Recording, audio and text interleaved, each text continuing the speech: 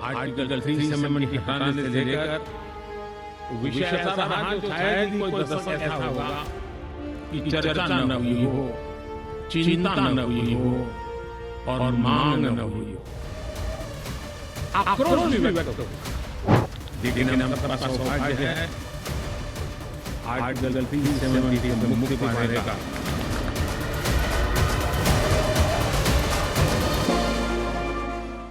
बातमीपत्राची सुरुवात आपण करणार आहोत अत्यंत महत्त्वाच्या गोष्टींना, कारण आज संपूर्ण दिवसभरात संपूर्ण देशाचं लक्ष असेल ते 370 कलमचं नेमकं काय होणार याकडे, आणि याच प्रश्नावर उहापोह करणार आहोत आपण या बुलेटिनमध्ये।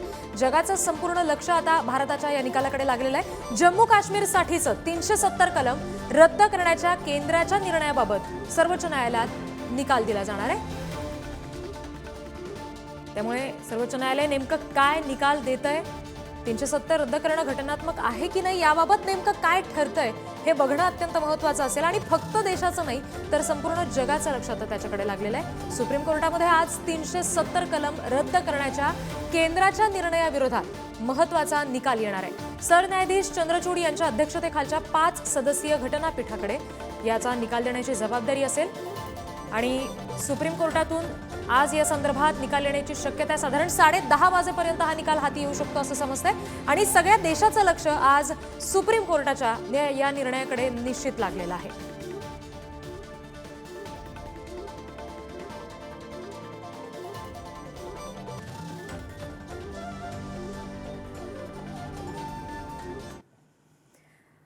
तर आपण 370 कलम रद्द जे करण्याचा केंद्र सरकारचा निर्णय आहे त्या संदर्भात नेमकं काय घडतंय याच्याकडे आपण लक्ष ठेवून असणार आहोत, आणि याच संदर्भात बोलण्यासाठी पुढारी न्यूजचे वरिष्ठ कार्यकारी संपादक भोईटे सर सध्या स्टुडिओमध्ये आपल्या सोबत आहेत। सर, सगळ्या देशाचं लक्ष ह्याच्याकडे लागलेलं आहे, तेव्हा आपण ह्या संदर्भात आता आपण बोलणार आहोत।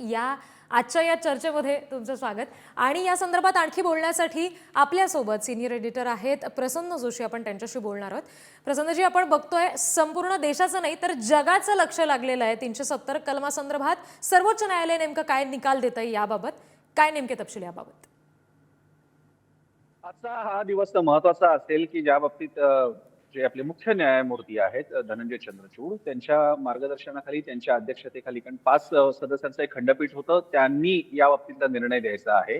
एक मात्र याच्यातला मुद्दा आपल्याला बघावा लागेल की केंद्र सरकारनं राष्ट्रपती राजवट लागू केली होती काश्मीरमध्ये 2019 साली, आणि त्यानंतर तिथलं विधिमंडळ हे संसदेमध्ये मर्ज करून, एकत्र करून, मग त्या आपल्या संसदेला काश्मीरच्या विधिमंडळासारखं स्टेटस तयार करून स्वतः प्रति 370 रद्द करून घेतलं। ही थोडी तांत्रिक बाब आहे, पण त्यामुळे झालं असं की काश्मीर विधिमंडळाने मान्यता दिलेली नसताना सुद्धा तांत्रिक दृष्ट्या संसदेमध्ये काश्मीरचं विधिमंडळ आल्यामुळे ती तांत्रिकता आम्ही पूर्ण केलेली असा दावा केंद्र सरकारचा आहे। दुसरीकडे ज्यांचा याला विरोध आहे त्यांचं म्हणणं आहे की मुळात 370 रद्द करण्यासाठी काश्मीरची घटना समिती होती जी 1957 साली डिझॉल्व्ह झाली होती आणि तिचं समाप्ती झाली होती, ती नसताना असा निर्णय घेतला जाऊ शकत नाही। काश्मीर भारतात समावेश झाला तेच मुळामध्ये या धर्तीवर की आम्हाला अंतर्गत बाबतीत आमचे कायदे हे आमच्यासाठीचे असतील। भारत सरकारचं मात्र आता म्हणणं आहे की यामुळे भारतीय घटनेचे जे कायदे आहेत, ज्याच्यामध्ये राईट टू एज्युकेशन सारखा अधिकार असेल, कुठेही जाऊन नोकरी करण्याचा अधिकार असेल,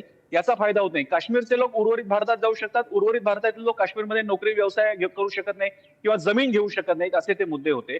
इकडे फक्त एक मुद्दा फार महत्वाचा ठरणार आहे, सर्वोच्च न्यायालय हे भारतीय घटनेच्या कायद्याचा अर्थ लावणे, भारतीय घटनेच्या कायद्याच्या मूलतत्वांचं पालन करणे आणि त्याचं रक्षण करणे यासाठी प्रामुख्याने मानलं जातं। त्यामुळे एक सूर असा सुद्धा इकडे दिल्लीमध्ये ऐकायला मिळतोय की शेवटी सर्वोच्च न्यायालय हे भारतीय घटनेला प्रामुख्यानं उत्तरदायी असल्यामुळे कदाचित या चौकटीमध्ये पाहता भारतीय घटना आता जर का काश्मीरमध्ये लागू झालेली असेल तर मग या घटनेच्या रक्षणासाठी, या घटनेची तत्वांचा फायदा मिळावा काश्मीरसाठी, यासाठी कदाचित सर्वोच्च न्यायालय वेगळा निर्णय, वेगळा विचार म्हणजे कदाचित पॉझिटिव्ह विचार करू शकतो।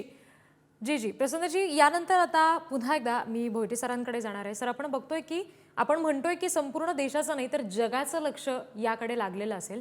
370 कलम रद्द होण्याचा जो काही सरकारचा निर्णय होता त्याच्या संदर्भात सर्वोच्च न्यायालय नेमकं काय ठरवू शकतं? जसं प्रसन्नजी म्हणतात की सकारात्मक निर्णय येण्याची शक्यता आहे, काय नेमके परिणाम असू शकतात दोन्हीचे? नेमकं सर्वोच्च न्यायालय, त्यातही सरन्यायाधीश चंद्रचूड यांच्या नेतृत्वाखालील जे घटनापीठ आहे ते नेमकं काय करेल हे आत्ताच आपण सांगणं योग्य नाही। मात्र त्याबद्दल अंदाज जर बांधायचा झाला तर शेवटी जी मागणी करण्यात आलेली याचिकाकर्त्यांकडून त्यांची मागणी काय आहे की त्यांचं म्हणणं असं आहे की हा निर्णय जो आहे जो केंद्र सरकारनं घेतलेला, तुम्हाला आठवत असेल 5 ऑगस्ट 2019चा तो दिवस होता. एक प्रकारे या देशात एक नवी ऑगस्ट क्रांती झाली होती. राजकीय मतभेद असू शकतात, मात्र एका देशात एका राज्यात दुसरी घटना लागू होती, बाकीच्या राज्यांमध्ये वेगळी घटना लागू होती. अनेकांना खूपच 370 हा सातत्यानं या देशातला वादाचा मुद्दा होता रिद्धी. जी त्यामुळे भाजपनं जनसंघ जेव्हा होता तेव्हापासून आतापर्यंत तो मुद्दा लावून धरला होता. 2019ला जेव्हा संसदेत गृहमंत्री अमित शहा यांनी घोषणा केली की आता 370 कलम हे रद्दबातल केलेलं आहे. आता काश्मीरचे 2 भाग, एक केंद्रशासित प्रदेश लडाख आणि दुसरा जम्मू काश्मीर, हे 2 केंद्रशासित प्रदेश केले. त्याला आव्हान देणारी जी याचिका आहे त्यात विचारणा करण्यात आलेली आहे. त्यात सांगण्यात आलेलं आहे की तुम्ही सांगा की घटनात्मक आहे का, केंद्र सरकारने जे पाऊल उचललं ते योग्य आहे का, हे जे मुद्दे आहेत. दुसरा मुद्दा कोणता आहे, एका राज्याचा ज्याला विधानसभा आहे त्याचा दर्जा घटवून 2 केंद्रशासित प्रदेशांमध्ये त्याचं विभाजन करण्याचा अधिकार केंद्र सरकारला आहे का, त्याबद्दलही विचारणा झालेली आहे. त्यामुळे आजचा निकाल हा भारतीय संघराज्याच्या भविष्याच्या दृष्टीने सुद्धा खूपच महत्त्वाचा ठरणार आहे, दिशा दिग्दर्शक ठरणार आहे. एक लक्षात घेतलं पाहिजे, काश्मीरमधील नेते ज्यांना वेगळ्या दर्जाचा सातत्यानं फायदा मिळत आला त्यांचं म्हणणं या बाबतीतलं वेगळं आहे. त्यांचं म्हणणं 370 रद्द करणं हा आमच्या मूलभूत अधिकारांवरचा घाला आहे. याच वेळी उर्वरित भारतातील त्यातही भाजपाचे जे नेते आहेत, इतरही अनेक नेते आहेत, इतर जसं आपल्याकडच्या ठाकरेंच्या शिवसेनेचे नेते आहेत, त्यांचं सुद्धा म्हणणं आहे की नाही 370 रद्द करणं हे योग्यच होतं. आता काही वेळातच आपल्याला निकाल नेमका काय लागतो ते कळू शकेल. अगदी अगदी. आणि या निकालासंदर्भातले सगळे अपडेट्स आपण क्षणाक्षणाला पुढारी न्यूजवर बघणारच आहोत. सातत्यानं या गोष्टीकडे आणि या बातमीमध्ये काय नेमके अपडेट्स येत आहेत याकडे आपल्या सगळ्यांचंच लक्ष असेल. आपण बघतोय तर गुलाम नबी आझाद यांच्यासह जम्मू काश्मीरमधील नेत्यांनी आजच्या निकालाच्या आधी नेमकी काय प्रतिक्रिया दिलेली आहे ते आपण बघूयात. आएगा तो उस वक्त पता चलेगा कि क्या है कि कश्मीरियों के हक में है, जम्मू कश्मीर के अवाम के हक में है या उनके खिलाफ है. जम्मू कश्मीर के अवाम को 370 और 35A जो हमसे छीना गया है, जिसमें नौकरियां भी हैं, जिसमें ज़मीन भी है, उसमें जो हमारा हक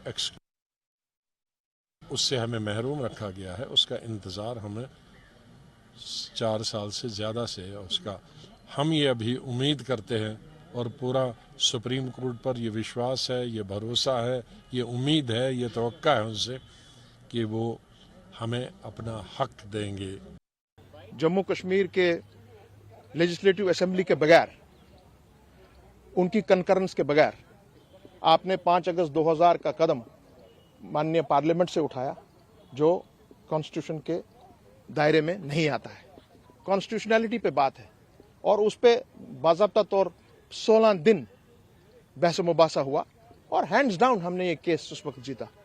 इस पर कोई दो राय ही नहीं है. अब माननीय सुप्रीम कोर्ट के सामने में मामला है. We'll see how they come up. The honourable bench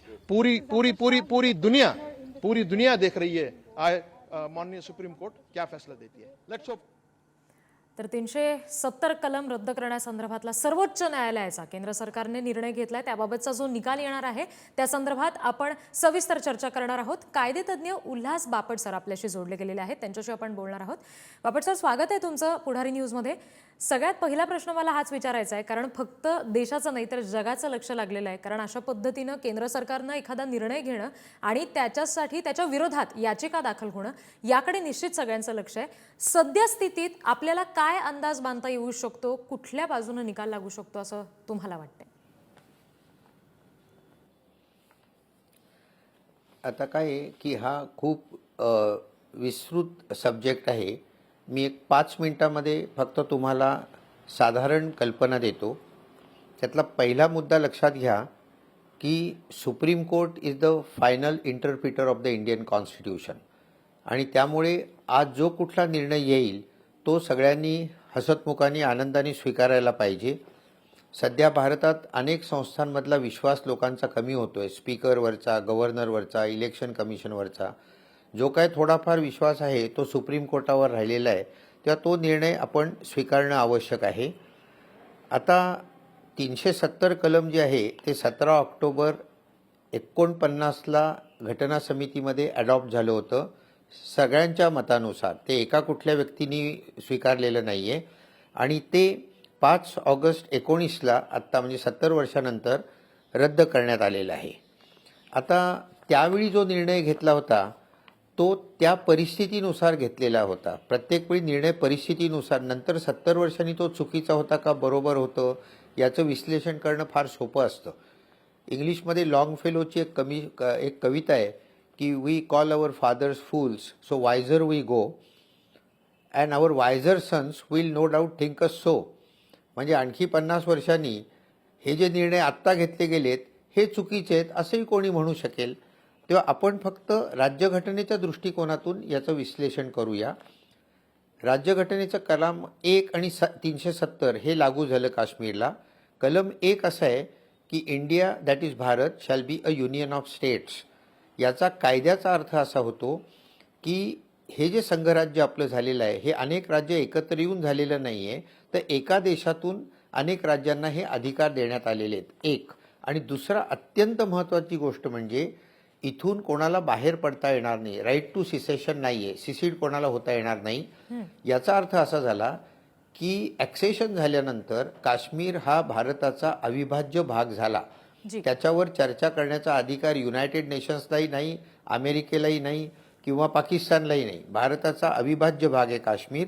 त्यामुळे काश्मीरचं काय करायचं हे आपलं आपण ठरवायचं. हा आपला आपल्यातला वाद आहे. आता एक लक्षात घ्या की 370 कलम जे आहे ते हळूहळू करत 90% काँग्रेसच्या काळातच रद्द झालेलं आहे. लोकांना असं वाटतंय की हे आत्ताच रद्द केलं आहे वाटतं. मी तुम्हाला त्याचं डिटेल्स सांगतो की सुरुवातीला 370 कलमाखाली फक्त डिफेन्स, फॉरेन अफेअर्स आणि कम्युनिकेशन हे 3च विषय केंद्राकडे होते. त्यानंतर प्रेसिडेन्शियल ऑर्डरनी केंद्र सरकारच्या सगळ्या यादीवर केंद्राला कायदा करता येईल असा कायदा झाला. त्यानंतर नावं बदलण्यात आली. पंतप्रधान म्हणत होते त्याच्याऐवजी चीफ मिनिस्टर झाले. त्याच्यानंतर सरदारे रियासत म्हणत होते त्याच्याऐवजी गव्हर्नर झाले. आता केंद्र सरकारकडनंच गव्हर्नरची अपॉइंटमेंट होते, केंद्र सरकारकडनंच हायकोर्टाची अपॉइंटमेंट होते. आपलंच इलेक्शन कमिशन तिथल्या इलेक्शन्स घेतं. उर्दू जरी भाषा असेल तरी इंग्लिश कंपल्सरी भाषा आहे दुसरी. हाऊस ऑफ म्हणजे जे मिनिस्टर्स आहेत, काउन्सिल ऑफ मिनिस्टर्स, ते विधानसभेला जबाबदार आहे. म्हणजे पार्लमेंटरी डेमोक्रेसी. उल्हासजी, हे जे बदल झाले होती ती म्हणजे 1965ला तुम्ही म्हणता तसं इंदिरा गांधी जेव्हा होत्या त्यानंतर 1967 त्यानंतर सुद्धा बदल झालेत. परंतु आताचा जो मूळ प्रश्न आहे की आज सर्वोच्च न्यायालयात जे निकाल लागणार आहे, सर्व देशाचं नाही तर जगाचं लक्ष लागलंय. तुम्ही म्हणता तसं अमेरिका काय, इंग्लंड काय किंवा आणखी कोणताही परराष्ट्र काय, त्यांना काय देणं घेणं असावं हा वेगळा प्रश्न. मात्र 4 वर्ष 4 महिने आणि 6 दिवस ही जी सुनावणी सुरू होती या याचिकांवर, तुम्ही स्वतः त्याचं जवळून पाहिलं असेल. नेमकं या सुनावणी दरम्यान जो युक्तिवाद केला गेला दोन्ही बाजूनी 370 हटवण्याच्या समर्थनार्थ आणि 370 हटवलंय ते घटनात्मक नाही आहे याच्या समर्थनार्थ, या युक्तिवादातून तुमच्या निदर्शनास काय आलं? कोणती निरीक्षणं तुम्ही नोंदवाल उल्हासजी? नाही, एक लक्षात घ्या की आता राजीव गांधींच्या काळामध्ये आपलं जे आर्टिकल 249 आहे की ज्या योगे राज्य यादीवर सुद्धा केंद्राला कायदा करता येतो, ते सुद्धा काश्मीरला लागू झालेलं आहे. तेव्हा त्याचा उपयोग करून हळूहळू उरलेल्या गोष्टी काढून टाकता आल्या असत्या, परंतु तसं झालेलं नाही आहे. तर त्यांनी 370 कलम रद्द केलं. आता जे आर्ग्युमेंट झालं ते मी तुम्हाला सांगतो, तुम्ही विचारताय त्याप्रमाणे की 370 कलमात काय लिहिलं आहे की हे कलम राष्ट्रपतींना रद्द करता येईल, परंतु त्यासाठी काश्मीरच्या कॉन्स्टिट्युएंट असेंब्लीची मान्यता असायला पाहिजे. आता काश्मीरची कॉन्स्टिट्युएंट असेंब्ली 1957लाच रद्द झाली आहे, त्यामुळे आता ती नाहीच आहे अस्तित्वात. तर मग काय करायचं? मग हे परमनंट झालं का? तर त्याचं उत्तर माझं असं आहे की नाही, परमनंट नाही झालेलं. पार्लमेंटला घटनादुरुस्ती निश्चितच करता येते. आता प्रश्न असा आहे की अमित शहांनी जे भाषण केलं पार्लमेंटमध्ये त्याच्यामध्ये त्यांनी 367 कलमाचा आधार घेतला आणि त्यानुसार घटनेचं इंटरप्रिटेशन करता येतं. आणि मग त्यांनी असं म्हटलं की घटना समिती जर का नसेल काश्मीरची तर त्याच्याऐवजी काश्मीरची विधानसभा धरायची किंवा काश्मीरचं जे गव्हर्नमेंट आहे त्याच्याऐवजी गव्हर्नर धरायचा. ठीक आहे, मग असं जर का केलं तर मग विधानसभेला विचारायला पाहिजे आणि गव्हर्नरला विचारायला पाहिजे. झालं आहे काय की त्यावेळी प्रेसिडेंट्स रूल होता, राष्ट्रपती राजवट होती आणि राष्ट्रपती राजवट असेल तर विधानसभेची सगळी सत्ता जी आहे ती पार्लमेंटकडे जाते आणि गव्हर्नर हा एजंट म्हणून प्रेसिडेंटचं काम करतो. प्रेसिडेंट पंतप्रधानांचं ऐकून वागतात. याचा अर्थ असा झाला की अमित शहांनी काश्मीरच्या जनतेला काही विचारलेलंच नाही आहे, स्वतःच पार्लमेंटमध्ये फक्त निर्णय घेतला आहे. आता जर का काश्मीरच्या जनतेला विचारलंच नाही तर हा वन सायडेड निर्णय झाला असं आर्ग्युमेंट, तुम्ही मला विचारताय म्हणून सांगतोय मी, आर्ग्युमेंट करण्यात आलं. आणि असंही का आर्ग्युमेंट करण्यात आलं की कन्सेंट जर का नसेल तर त्याला काही अर्थ नसतो, कन्सेंट असेल तर ते लग्न झालं आणि कन्सेंट नसेल तर तो रेप झाला, म्हणजे बलात्कार झाला. अशा तऱ्हेचं आर्ग्युमेंट त्या ठिकाणी करण्यात आलेलं आहे. गांधीजींची आपण एकसारखी आठवण काढत असतो. आपले माननीय पंतप्रधान जे आहेत ते घाटावर गांधीजींच्या जातात, त्यांना नमस्कार करतात. इतर पाहुणे परदेशी येतात त्यांनाही गांधीजींच्या दर्शनाला घेऊन जातात. जी, पण निश्चित. गांधीजींनी असं म्हटलेलं आहे की एंड्स कॅनॉट जस्टिफाय मीन्स. म्हणजे तुम्ही जे शेवट करताय त्याच्यासाठी जो तुम्ही प्रोसिजर वापरताय तो सुद्धा चांगला असायला पाहिजे. तेव्हा इथे कुठेतरी याचं उल्लंघन झालंय. तर सुप्रीम कोर्टाला आता ठरवावं लागेल. 370 कलम काढायचं की नाही हा राजकीय प्रश्न आहे, त्याच्यावर मी काही बोलत नाही, मी कधीच राजकारणावर बोलत नाही. निश्चित. परंतु ते रद्द करण्याकरता जो प्रोसिजर दिलेला आहे कॉन्स्टिट्यूशन मध्ये त्याची पूर्तता झाली आहे का हे बघणं आवश्यक आहे. जी जी जी बापटजी, तुम्ही जसं म्हणताय की ही सगळी प्रोसिजर नेमकी कशा पद्धतीने चालेल हे बघणं महत्त्वाचं असेल. आपल्यासोबत निवृत्त कर्नल अभय पटवर्धन सर आहेत या सगळ्या संदर्भात बोलण्यासाठी. त्यांच्याकडे आपण जाणार आहोत. या संदर्भात त्यांचे नेमके काय विचार आहेत जाणून घेऊयात. स्वागत आहे पटवर्धन सर तुमचं. काय नेमकं तुम्ही कसं या सगळ्या प्रकाराकडे बघता? तुमची जी काही इतक्या वर्षांची सर्व्हिस होती त्या सगळ्याचा अनुभव पाहता तुम्ही या प्रकाराकडे कसं बघता? बरोबर बोलला मॅडम तुम्ही. मी जवळपास 37 वर्षाची सर्व्हिस केलेली आहे आर्मीमध्ये. त्याच्यापैकी 72 वर्ष मी काश्मीरमध्ये काढलेली आहेत. त्यावेळेला जो काश्मीर होता तो आता राहिलेला नाही आहे, कारण मागच्याच वर्षी मी काश्मीरला जाऊन आलो आणि तिथे जेव्हा लोकांशी मी इंटरॅक्ट केलं, आर्मीवाल्यांशी आणि बाकीच्या लोकांशी, जे माझे जुने मित्र होते तिथे, त्या सर्वांनी याचा सपोर्ट केलेला आहे. 2 गोष्टी आहेत की जी नॉर्मल जनता आहे काश्मीरची त्यांना पाकिस्तानमध्ये जाण्यामध्ये काहीही स्वारस्य नाही आहे. उलट पक्षी जे पाकिस्तान ऑक्युपाईड काश्मीरचे लोक आहेत ते भारतामध्ये येण्याकरता आंदोलन करतात आहेत. त्यामुळे सध्याचा जो सरकारने पाऊल उचललेला आहे ते पाऊल जनतेच्या दृष्टीने स्वागतार्ह आहे. ते घटनेच्या दृष्टीने कसं असेल हे आपल्या बरोबर जे घटनातज्ञ बसलेले आहेत किंवा जे विश्लेषक बसलेले आहेत ते सांगतील.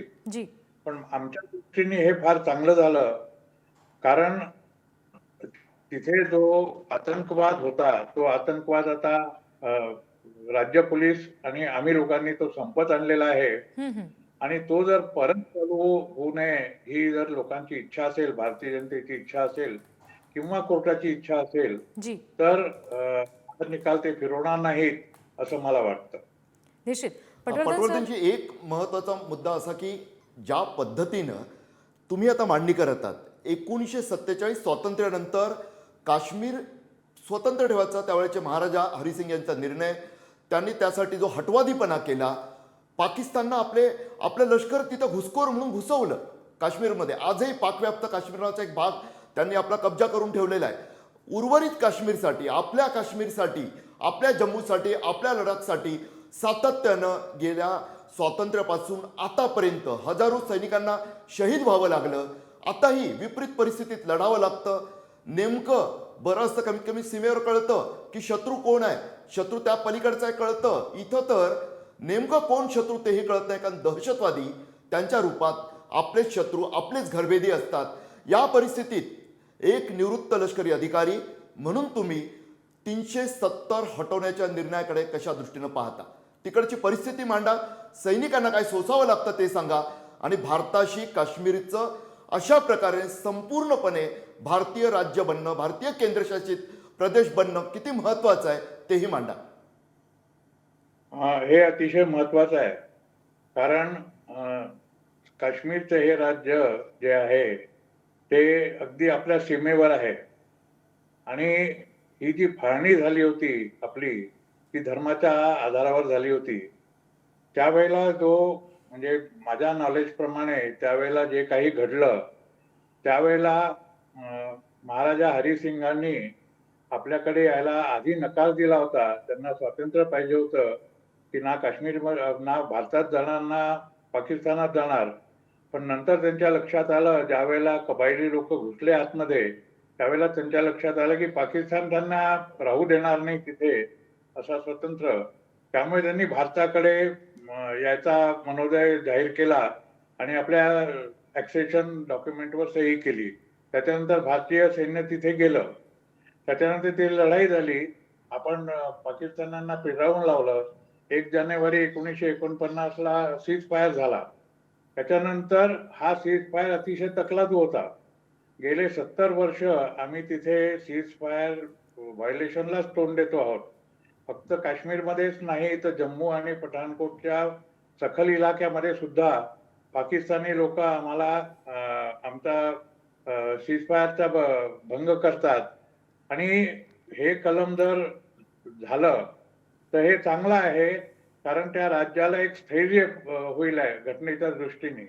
दुसरं म्हणजे असं आहे की as far as army is concern, हे कलम राहिलं काय किंवा नाही राहिलं काय, आम्हाला घटनात्मक दृष्ट्या काही फरक पडत नाही याच्यामध्ये. कारण we work under aid to civil अथॉरिटीमध्ये जो ऍक्ट आहे आमचा, त्या ऍक्ट खाली आम्ही काम करतो आणि तो ऍक्ट लावल्याशिवाय तिथे आम्हाला जाता येत नाही. तर एक लक्षात घ्या की गेले 70 वर्ष तिथे एड टू सिव्हिल अथॉरिटीचा आमचा आर्मीचा आहे. स्पेशल आर्मी ऍक्ट 1958 लागू झालेला आहे तिथे. आणि तो जर सततच चालत राहिला तर त्या ऍक्टची जी इफेक्टनेस आहे तो डायल्यूट होऊन जाईल आहे. त्यामुळे इतके दिवस राहणं चांगलं नाही. या दृष्टीने जर तिथे एक वेगळं राज्य झालं आणि तिथे जर राजकीय स्थैर्य आलं तर ते आमच्या स्वागतार्हच आहे.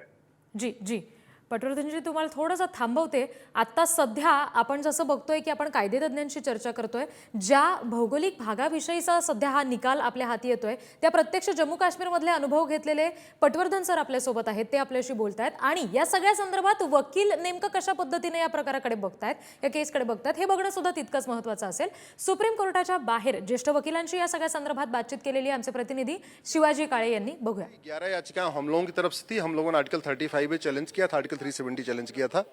इसके बाद जब केंद्र सरकार ने 370 को खत्म कर दिया तो केंद्र सरकार के फैसले के खिलाफ 12 याचिकाएं आई थी. तो कुल 23 याचिकाओं पर सुनवाई हुई है. हमने यही कहा था आर्टिकल 35 ये चोर दरवाजे से आया है, वो कभी पार्लियामेंट में उस पर वोटिंग भी नहीं हुई थी. और आर्टिकल 370 पूरी तरीके से एक टेम्परेरी प्रोविजन था, उसको 5 साल रहना चाहिए था, वो 50 साल के लिए बिल्कुल नहीं आया था. इनफैक्ट आर्टिकल 370 के बारे में सरदार पटेल साहब ने और डॉक्टर अंबेडकर ने अपनी स्पष्ट उन्होंने उसका विरोध भी किया था. इसके बावजूद नेहरू जी ने उसको कंटिन्यू रखा. इस आर्टिकल 370 के कारण ही कश्मीर में अलगाववाद फैला, आतंकवाद फैला, जिहाद फैला, मजहबी उन्माद फैला. इस आर्टिकल 370 के कारण कश्मीर में विकास नहीं हुआ. आर्टिकल 370 के कारण कश्मीर में करप्शन था. तो अब जब आर्टिकल 370 खत्म हुआ है तो वहाँ पे विकास भी हो रहा है, वहाँ पे लोग आराम से जा रहे हैं. तर आपण बघतोय सगळ्या जगाचं लक्ष लागलेलं आहे. 370 कलम हटवण्यासंदर्भात सर्वोच्च न्यायालयातून काय निकाल हाती येतोय हे बघणं महत्त्वाचं असेल. आणखी अपडेट्स आपण जाणून घेणार आहोत. सिनियर न्यूज एडिटर प्रसन्न जोशी सध्या आपल्याशी जोडले गेलेले आहेत. प्रसन्नजी, सुप्रीम कोर्टाबाहेर तुम्ही सध्या आहात, काय नेमकं वातावरण आहे? घटनापीठाच्या अंडर जिथे हा सगळा सुनावणी ही सगळी पार पडणार आहे, हे सगळे वकील तिथे पोहोचलेत का? काय नेमकं तिथलं वातावरण आहे?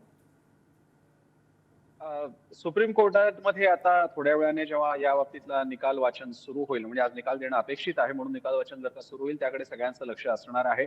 आताच आपण आपले प्रतिनिधी शिवाजी यांनी घेतलेल्या प्रतिक्रिया पाहिल्या. त्याच्यामध्ये शासनाच्या बाजूने बोलणारे वकील सांगत होते की कशा प्रकारे 370 हे कसं मर्यादित काळासाठी होतं आणि 35A हे कशा प्रकारे मागच्या त्यांचे शब्द होते की चोर पावलांनी कशा प्रकारे ते आलं होतं.